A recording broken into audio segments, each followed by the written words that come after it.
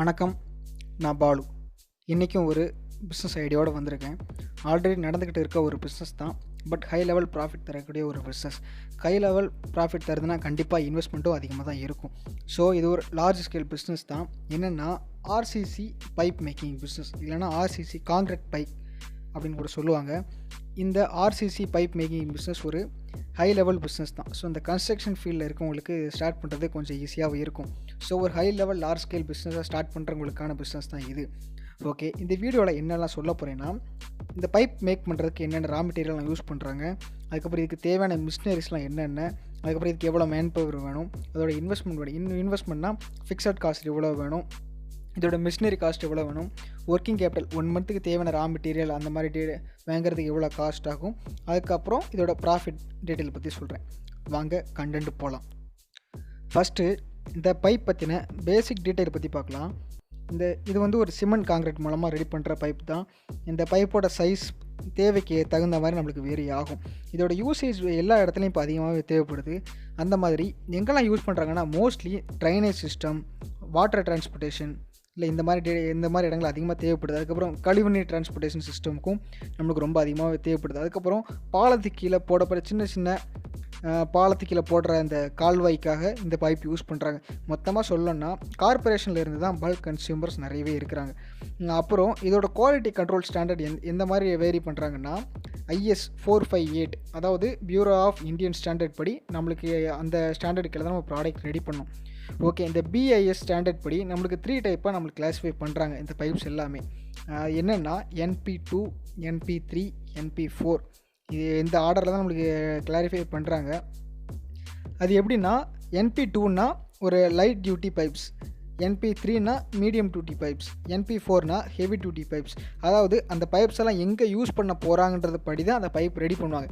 இப்போது ஒரு பாலத்துக்கு கீழே போடுறோம்னா நம்மளுக்கு ஹெவி டியூட்டி பைப் தான் நம்ம போட முடியும். ஏன்னா நம்ம மேலே வெஹிக்கிள்லாம் அதிகமாக போகும். ஸோ அதோட குவாலிட்டி வந்து நம்மளுக்கு நல்லாவே இருக்கணுன்றதுக்காக இந்த மாதிரி ஹெவி டியூட்டியில் வச்சு செய்வாங்க.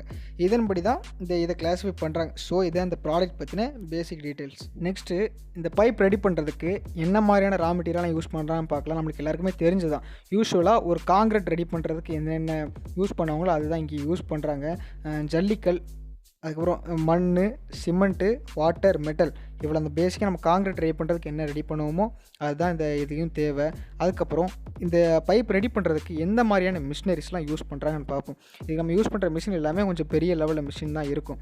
First vibration cast pipe making machine, ரெண்டாவது கன்வேயர், அதுக்கப்புறம் ரெடிமிக்ஸ் காங்கிரீட் பிளான்ட். இதுதான் நம்மளுக்கு காங்கிரீட்டை வந்து மிக்ஸ் பண்ணி கொடுக்கும். அதுக்கப்புறம் UOT crane, hydra crane, cage winding machine. இந்த கேஜ் வைண்டிங் மிஷினில் தான் நம்ம இந்த காங்கிரீட்டுக்கு வந்து கம்பி கட்டுருவாங்க. அது வந்து இந்த வைண்டிங் மிஷின் மூலமாக ரெடி பண்ணுவாங்க. அதுக்கப்புறம் கிரெயின்ஸ் வந்து நம்மளுக்கு நம்ம மேக் பண்ணுற பைப்ஸ் எல்லாமே பெரிய சைஸில் இருக்கிறதுனால கிரெயின் வச்சு தான் நம்ம மூவ் பண்ண முடியும். ஸோ கிரெயின் வந்து நம்மளுக்கு கண்டிப்பாக தேவைப்படும். இவ்வளோ தான் இதோட மிஷினரி செட்டப். ஓகே, மொத்தமாக இந்த பிஸ்னஸ் ஸ்டார்ட் பண்ணுறதுக்கு நம்மளுக்கு எவ்வளோ இடம் வேணும்னா, குறைஞ்சது ஒரு ஏக்கரில் இடம் இருந்தால் தான் நம்மளுக்கு கண்டிப்பாக இதோட செட்டே போட முடியும். ஏன்னா பிளான் செட்டப் பண்ணணும். அதுக்கப்புறம் நம்மளுக்கு ரா மெட்டீரியல்லாம் ஸ்டோர் பண்ணி வைக்க தனியாக ஒரு இடம் வேணும். அதுக்கப்புறம் நம்ம ரெடி பண்ண ப்ராடக்ட் எல்லாம் நம்மளுக்கு எடுத்து வைக்கிறதுக்கு கொஞ்சம் இடம் வேணும். ஸோ நம்மளுக்கு மினிமம் ஒரு ஏக்கராட்டு இடம் இருந்தால் தான் இந்த மாதிரி ஒரு பிளான் செட்டப்பே போட முடியும். அதுக்கப்புறம் நம்ம மேன் பவர் பார்த்திங்கன்னா ஒரு 10லேருந்து ஒரு 15 பேர் கண்டிப்பாக தேவைப்படும். யாரெல்லாம்னா பிளான்ட் ஆப்ரேட்டர் வேணும், கிரெயின் ஆப்ரேட்டர் வேணும், லேபர்ஸ் வேணும், ஹெல்ப்பர்ஸ் வேணும், ஸ்கில்ட் லேபர் வேணும், செமி ஸ்கில்ட் லேபர் வேணும். இந்த மாதிரி ஒரு 15 பேர் நம்மளுக்கு இருந்தால் தான் நம்மளுக்கு ஒரு ப்ராப்பராக ரன் பண்ண முடியும். அது இல்லாமல் மெயினாக நம்மளுக்கு கண்டிப்பாக ஒரு இன்ஜினியர் வேணும். ஒரு சிவில் இன்ஜினியர் யாராவது இந்த ஃபீல்டு எக்ஸ்பீரியன்ஸ் ஆனவங்கள போட்டால் தான் நம்மளுக்கு யூஸ்ஃபுல்லாக இருக்கும்.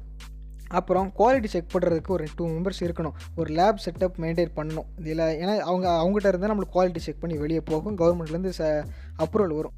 ஸோ இந்த மொத்த பிளான்ட்டும் ரன் பண்ணுறதுக்கு நம்மளுக்கு எந்த அளவுக்கு எலக்ட்ரிசிட்டி பவர் வேணும்னா, ஒரு 250 கிலோவாட்ஸ் பவர் இருந்தால் தான் இந்த மொத்த பிளான்ட்டையுமே ரன் பண்ண முடியும். ஓகேங்களா? அடுத்தது இந்த பைப் ரெடி பண்ணுறதுக்கான ப்ரொடக்ஷன் ப்ராசஸ் பற்றி ஒரு சின்ன அவுட்லைன் மட்டும் நான் சொல்கிறேன். ஃபஸ்ட்டு ரெடி பண்ணுற ப்ராசஸ் எல்லாமே ஈஸியான ப்ராசஸ் தான். பட் நம்ம அதை டெக்னிக்கலாக நிறைய பண்ண வேண்டியிருக்கு. ஸோ ஏன்னா பைப் எல்லாமே லார்ஜ் சைஸில் இருக்கிறதுனால நம்மளுக்கு ஹேண்டில் பண்ணுறதும் கொஞ்சம் கஷ்டம் தான். ஃபஸ்ட் நம்ம என்ன பண்ணணும்னா, நம்ம வீட்டு காங்கிரீட் போடும்போதெல்லாம் பார்த்துருப்போம், கம்பி கட்டுவாங்க. ஸோ அதே மாதிரி தான் இந்த பைப் மாதிரியே நம்ம கம்பி ரெடி பண்ணணும். இந்த மாதிரி தான் நம்ம கம்பி ரெடி பண்ணிவிட்டு அதை மோல்டில் ஃபிக்ஸ் பண்ணுவாங்க. அதுக்கப்புறம் கிரெயின் யூஸ் பண்ணி அந்த ரெடிமிக்ஸ் பிளான்ட்டில் வந்து ஃபிக்ஸ் பண்ணிவிடுவாங்க. அது வந்து காங்கிரீட் ஃபில் பண்ணுவாங்க. அப்புறம் கிரேனை யூஸ் பண்ணி ஸ்டோரேஜ் பண்ணிவிட்டு அந்த மோல்டை ரிமூவ் பண்ணிவிடுவாங்க. அதுக்கப்புறம் காய்ச்சதுக்கப்புறம் தண்ணியில் ஊற வச்சுருவாங்க. இவ்வளோ தான் இதோட ப்ரொடக்ஷன் ப்ராசஸ். இந்த ப்ரொடக்ஷன் ப்ராசஸ் வீடியோ வந்து நான் லிங்க்கில் கொடுத்துருக்கேன். நான் வீடியோவில் ஆட் பண்ணல. இந்த லிங்க்கில் போய் நீங்கள் டிஸ்கிரிப்ஷனில் இருக்க அந்த லிங்க்கு அதில் போய் பார்த்துக்காங்க.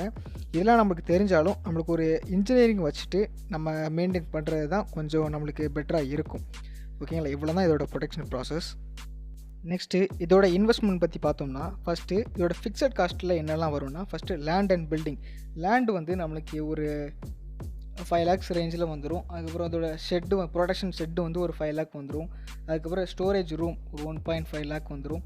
அதுக்கப்புறம் டெஸ்டிங் லேப், ஆஃபீஸு, அதுக்கப்புறம் நம்மளுக்கு வாட்டர் பம்ப் செட் வேணும், வாட்டர் டேங்க் வேணும், ஏன்னா தண்ணி அதிகமாக நம்மளுக்கு யூஸ் பண்ணுவோம். ஸோ எப்படி பார்த்தாலும் நம்மளுக்கு இந்த லேண்ட் அண்ட் பில்டிங்ஸ் மட்டுமே ஒரு 18 lakh நமக்கு ரேஞ்சில் வந்துடும். அதுக்கப்புறம் இதோட மிஷினரி காஸ்ட்லாம் பார்த்திங்கன்னா மொத்தமாக நம்ம வாங்க போகிற மிஷினரி அண்ட் எக்யூப்மெண்ட்ஸ் காஸ்ட் எல்லாம் எப்படி ஒரு 11 lakh வந்துடும். ஸோ நம்மளுக்கு ஃபிக்ஸட் காஸ்ட் மட்டுமே ஆவரேஜாக ஒரு 30 lakh ஆகிடும். நான் ஆல்ரெடி சொன்ன மாதிரி இது ஒரு ஹை லெவலான இன்வெஸ்ட்மெண்ட் தான். சரிங்களா? அதுக்கப்புறம் இதோட ஒர்க்கிங் கேபிட்டல் பற்றி பார்க்கும்போது, ஒர்க்கிங் கேபிட்டல்னால் நம்மளுக்கு 1 month நம்மளுக்கு கம்பெனி ரன் பண்ணுறதுக்கு எவ்வளோ நம்ம கையில் இருக்கணும்னு பார்த்தீங்கன்னா, ஃபஸ்ட்டு வந்து ஸ்டாஃப் மெம்பர்ஸ். ஸ்டாஃப் யாருன்னா மேனேஜர் இருக்கணும், சூப்பர்வைசர் வேணும், அதுக்கப்புறம் ஸ்கில்டு லேபர்ஸ் வேணும், செமி ஸ்கில்டு லேபர்ஸ் வேணும், அதுக்கப்புறம் ஹெல்ப்பர்ஸ் வேணும்.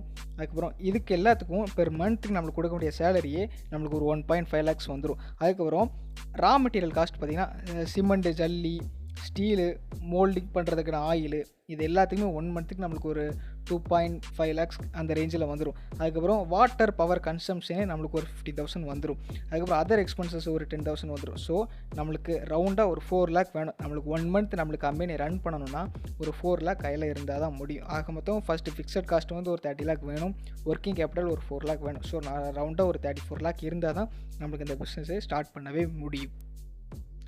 ப்ராஃபிட் பார்க்கும்போது மோஸ்ட்லி இந்த பிஸ்னஸ் பண்ணுனா நம்மளுக்கு கண்டிப்பாக கான்ட்ராக்ட் படி தான் நம்மளுக்கு ப்ராடக்ட் சேல் ஆகும்.